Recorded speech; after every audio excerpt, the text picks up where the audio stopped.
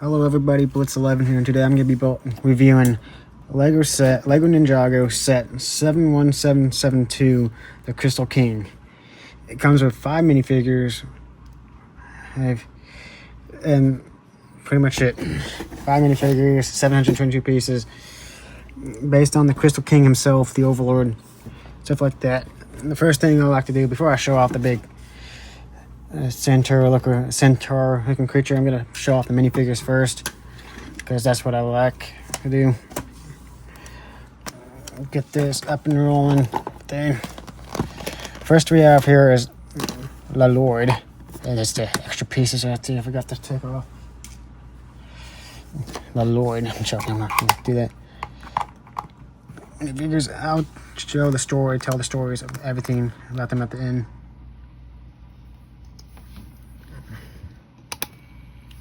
Right there. I'm gonna get a look at the minifigure, the front, the back. He comes with this little background that falls with you. Comes with this sword right here that he usually holds. He fights with. No unique weapon for him, but basically what it is. And I broke it. Come on, get in your hand. Get it in your hand, come on. This is so awkward. A little sword right there that he uses all the time. His weapon is fight. And take off, he has 2 faces right there. An angry face and a smiley face right there. Take that out of his hand now. We're gonna show off the back printing. Get that off. Show off the back printing right there and everything right there. Now the next minifigure here is Harumi right there. Came back from the dead. I'll show everything off at the end like that. Minifigure crystallized version. I got pretty much every version of Harumi except for one, the Oni mask version, because it came in like a 4-pack minifigure set. She comes with 2 pink crystal swords right here. That's her weapons right there she uses. And the Overlord himself kind of uses the same thing right there. Everything's got 2 faces, angry face, and an evil smiley face right there. Next we have the Crystal King, pretty much the Overlord right there. All around, show all that off. His new molded helmet right there to be the Crystal King. Now I can take the helmet off and you can see his face right there.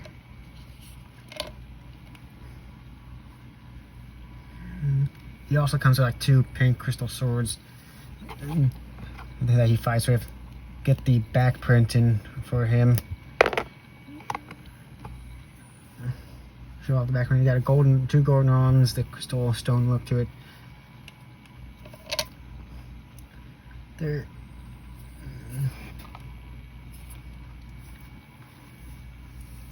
And the next 2 minifigures are pretty much the same anyway. Vengestone Warriors. Here, putting the helmet back on.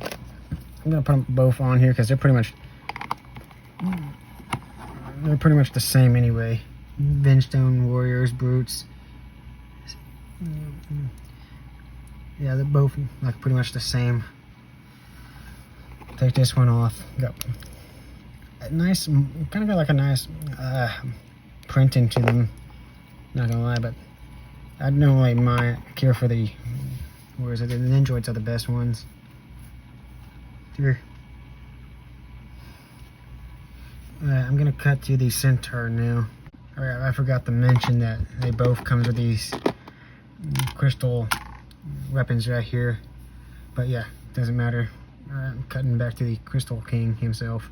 Now the last of the set is to show off the Crystal King himself. The centaur look right there. Get the front side if we can show all that off. Right there. His head's movable and all, stuff like that.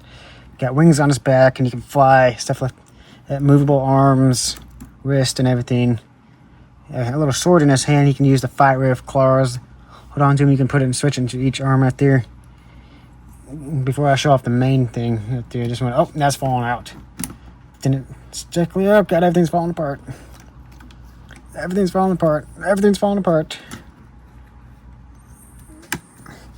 Get to the side here of his 4 main legs. That's also, these are not that movable that goodly, but his feet here in the front can move, but not that movable. The back feet can definitely move like that.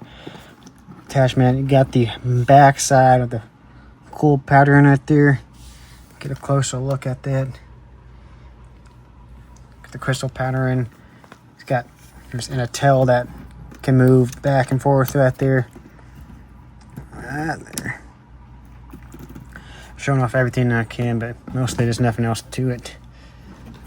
I forgot that. So the Crystal King also himself, the Overlord, his minifigure can use this as a weapon right there. But the main thing that comes with it is this little chest piece right here. You just move these pieces right here. You got the stickers out there, and his little rib cage right there. To open it up, and you can put the Crystal King himself in there, which he summons to use his power. Then I think I can. Does he? Oh yeah, he sits down, and I'm just looking at the box. This is where he summons his ultimate power. Put that in. Right there.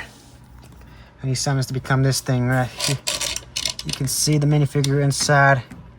And that's the Crystal King himself right there. His ultimate power. Stuff. Like wings. That.